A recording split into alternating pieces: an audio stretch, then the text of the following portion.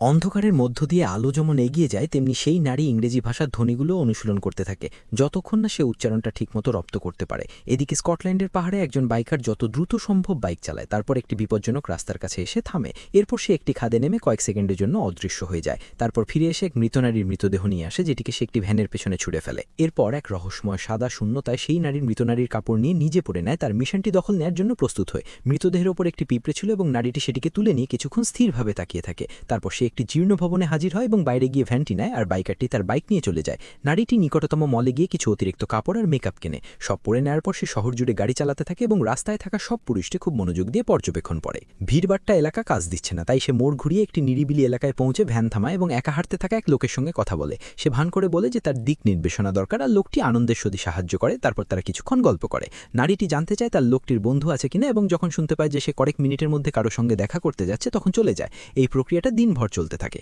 নারীটির দিক নির্দেশনার অজুহাতে পুরুষদের সঙ্গে কথা বলে, এবং যদি তারা জানায় যে তাদের জীবনে কেউ আছে তাহলে সে চলে যায়। যদি সে শোনে যে পুলিশ আশেপাশে আছে, তাহলে একটি কথাও না বলে গাড়ি চালিয়ে সরে পড়ে। যখন সে এমন একাকী পুরুষদের খুঁজে পায় যাদের কোনো বন্ধু বা পরিবার নেই, তখন সে তাদের লিফট দেওয়ার প্রস্তাব দেয়। পথে সে তাদের সঙ্গে ফ্লার্ট করে যতক্ষণ না তারা তার সঙ্গে নোংরা কামুক কাজে রাজি হয়। এরপর সে তাদের একটি জীর্ণ ভবনে নিয়ে যায় এবং খুব ধীরে ধীরে কাপড় খোলে, এভাবে যেন লোকটির চোখ সারাক্ষণ তার দিকেই থাকে। লোকটি দ্রুততর গতিতে নিজে কাপড় খুলতে খুলতে তার দিকে এগোয়, কিন্তু তারপরই ফাঁদে পড়ে যায়, কারণ সে মেঝের মধ্যে তলিয়ে যায়। বোঝা যায় নারীটি একজন এলিয়েন, যে মানুষ সেজে পুরুষদের ধরে নিয়ে তাদের গ্রহে খাবার হিসেবে পাঠায়। শুরুতে যে নারীটি মারা গিয়েছিল সেও একজন এলিয়েন শিকারী ছিল, এবং তার মৃত্যুর পর তাকে বদলাতে হয়েছিল। সময় গড়াতে থাকে এবং নারীটি ভ্যান চালিয়ে ঘুরে ঘুরে উপযুক্ত পুরুষদের তুলে নিয়ে শিকার চালিয়ে যায়। একসময় সে সৈকতে পৌঁছায়, যেখানে সে দম্পতি এবং তার শিশুকে তীরে খেলতে দেখে এবং এক লোককে একা সাঁতার কাটতে দেখে। লোকটি পানি থেকে উঠে আসলে সে তার সঙ্গে কথা বলে এবং আগের মতোই প্রশ্ন করে। ঠিক তখনই একটা চিৎকার শোনা যায়। পরিবারের নারীটি কুকুরকে বাঁচাতে পানিতে ঝাঁপ দেয়, কিন্তু প্রবল ঢেউয়ের কারণে সাঁতার কাটা কঠিন হয়ে পড়ছে। তার স্বামীও তাড়াতাড়ি পানিতে নামে, কিন্তু সেও বিপদে পড়ে। অভিজ্ঞ সাঁতারু সাহায্য করতে ঝাঁপ দেয়। এলিয়েন নারীটি দূর থেকে সব দেখে, কিন্তু সাহায্য করার কোনো ইচ্ছে দেখায় না।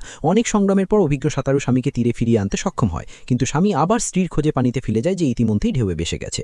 অভিজ্ঞ সাঁতারু তার পরিশ্রম বৃথা যাওয়ায় আরেকবার সাহায্য করতে এতটাই ক্লান্ত যে পারছে না। আর এলিয়েন নারীটি কাছে এসে এক মুহূর্ত তাকে দেখে, তারপর একটি পাথর তুলে তার মাথায় আঘাত করে তাকে অজ্ঞান করে ফেলে। নারীটি সাঁতারুকে টেনে নিয়ে যেতে থাকে, আর পরিত্যক্ত শিশুটি কাঁদতেই থাকে। এলিয়েন তা উপেক্ষা করে। সন্ধ্যায় নারীটি ভ্যান করে দেহটি নিয়ে যাওয়ার সময় বাইকারটি এসে সাঁতারুর সব জিনিস তুলে নেয়। শিশুটি এখনও সেখানে কাঁদছে, আর এবারও উপেক্ষিত হয়। পরে শহরে ফিরে নারীটি আরও বেশি করে লক্ষ্য করে বিভিন্ন জায়গায় শিশুদের কান্না, যেমন পরিবারের গাড়ির পেছনে। ট্রাফিক সিগন্যালে অপেক্ষা করার সময় পাশের গাড়ির লোকেরা তাকে উদ্দেশ্য করে নোংরা কামুক কথা বলতে থাকে।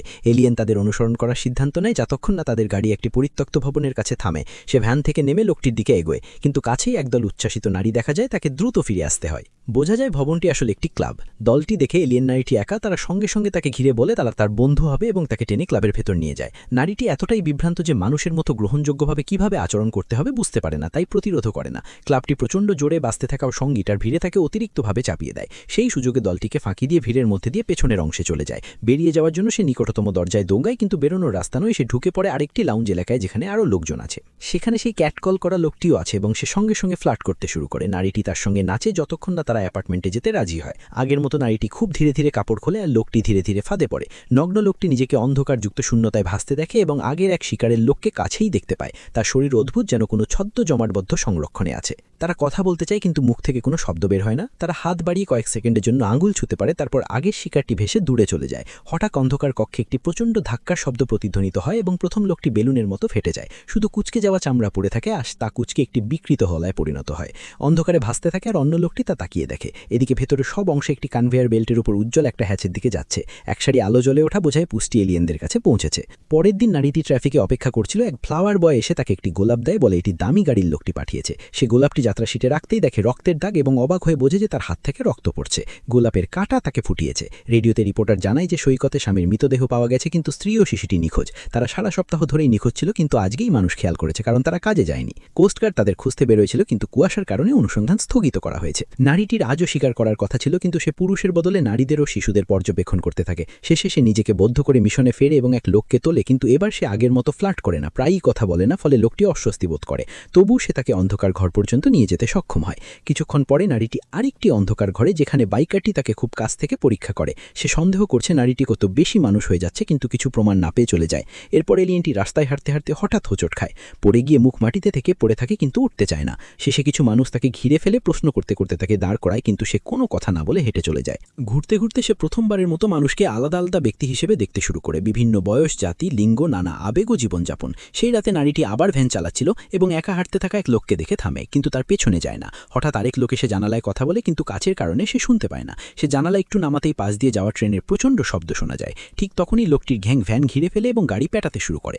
একজন তো বনেটের উপরেও লাফায়। তারা তাকে বেরোতে বলে, কিন্তু সে এক মুহূর্ত তাকিয়ে থাকে, গাড়ি চালিয়ে পালিয়ে যায়। কিছুক্ষণ পর নারীটি একটি বিকৃত মুখের লোককে দেখে ভ্যান থামায়। সে আগের মধ্যে দিক নির্দেশনার কথা বলে এবং তাকে লিফট দিতে রাজি করায়। এরপর সে ফ্লার্ট করতে চেষ্টা করে, কিন্তু এবার কঠিন, কারণ সে সাধারণ প্রশংসা ব্যবহার করতে পারে না। সে বলে তার হাতগুলো সুন্দর এবং তার জীবন সম্পর্কে জানতে চায়। লোকটি বলে লোকেদের বিচার আর উপহাসে এড়িয়ে চলতে সে রাতে বাজারে যায়। তার জীবনে কেউ নেই, তাই কখনো বান্ধবীও ছিল না, তাই দয়ার সাথে ছোঁয়া কেমন সে জানে না।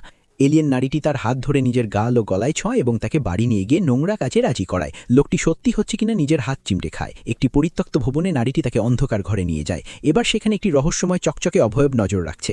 লোকটি বারবার সেই দিকে তাকিয়ে বিভ্রান্ত হয়, তাই নারীটি তার দৃষ্টি ধরে রাখতে ব্রা খুলে ফেলে। লোকটি জিজ্ঞাসা করে সে কি স্বপ্ন দেখছে, আর সে বলে হ্যাঁ, তারা দুজনেই দেখছে। আজ রাতে লোকটি ফাঁদে পড়ার আগে নারীটিকে পুরো কাপড় খুলতে হয়। তার ভিতরে এলিয়েনটি পরিস্থিতির কিছুটা বিকৃত অনুভব করে। বেরিয়ে যাওয়ার পথে নারীটি একটি নোংরা আয়না দেখে নিজের প্রতিবিম্বের দিকে তাকিয়ে থেমে যায়।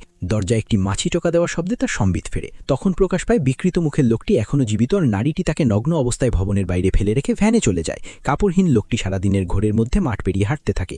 এদিকে বাইকারটি পাহাড়ি রাস্তায় দ্রুত ছুটে একটি ছোট শহরে পৌঁছায়। সে একটি বাড়ির ফ্রন্টে থামে এবং সামনের গাড়িটির কাঁচ ভেঙে নিয়ন্ত্রণে হাত দিয়ে ট্রাঙ্ক খুলে ফেলে। তারপর বাগানে গিয়ে দেখে বিকৃত মুখের লোকটি বেড়া টপকে উঠছে। 1 সেকেন্ড পর বাইকারটি তাকে গাড়ির ট্রাঙ্কে ঢুকিয়ে দিয়ে চলে যায়। পাশের এক নিতে এখানে কি কোমনা বস্তু ছুঁতে পারবে।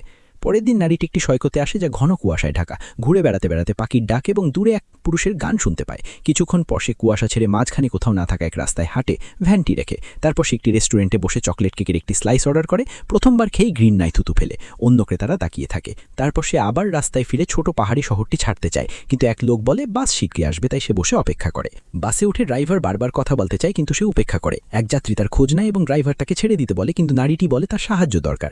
তারা দুজনে বাস থেকে নামে। লোকটি তাকে তার জ্যাকেট দেয় এবং তারা মুদি দোকানে ঢোকে। কিছু জিনিস কেনার পর তারা তার বাড়িতে যায়, আর নারীটি প্রতিবেশীদের তাকিয়ে থাকার বিষয়ে অতি সচেতন থাকে।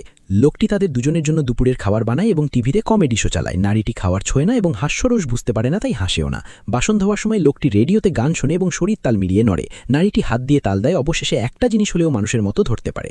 ঘুমানোর সময় লোকটি তাকে চা আর হিটার দেয় এবং তাকে গেস্ট রুমে একা রেখে যায়। এলিয়েন নারীটি কাপড় খুলে আয়নায় নিজের শরীরের দিকে তাকায়, যেন প্রথমবার সত্যি করে খুঁটিনাটি দেখছে।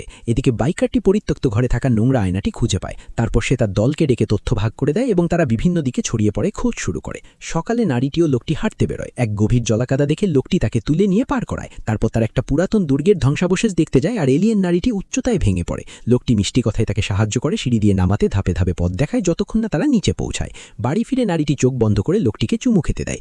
দ্রুতই পরিস্থিতি ঘনিয়ে আসে এবং তারা বিছানায় যায়, কিন্তু লোকটি যখন ভেতরে ঢুকতে চায় পথ খুঁজে পায় না। নারীটি নিজের কুচি ছুঁয়ে বিভ্রান্ত হয়। তারপর ভালো করে দেখতে একটি ল্যাম্প নেয়। দেখা যায় তার কোনো ছিদ্র নেই, কারণ মানব দেহটি কেবল একটি পোশাক।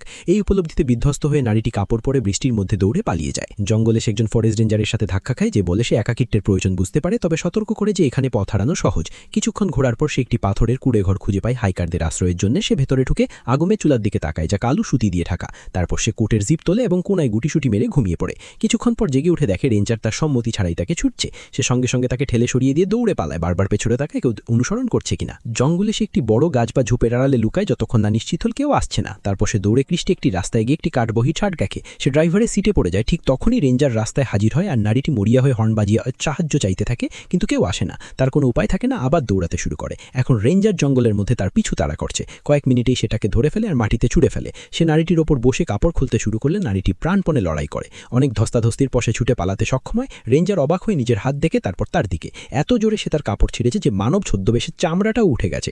রেঞ্জার ভয়ে দৌড়ের আওয়াজ হাঁপিয়ে উঠে নারীটি মুড দিয়ে উড়ে থাকে, বিভ্রান্তর বেদনাপূর্ণভাবে কাটতে থাকে। শেষে ভেঙে পড়ে আর বাধ্য হয়ে ভাঙা পোশাকটি খুলে ফেলে।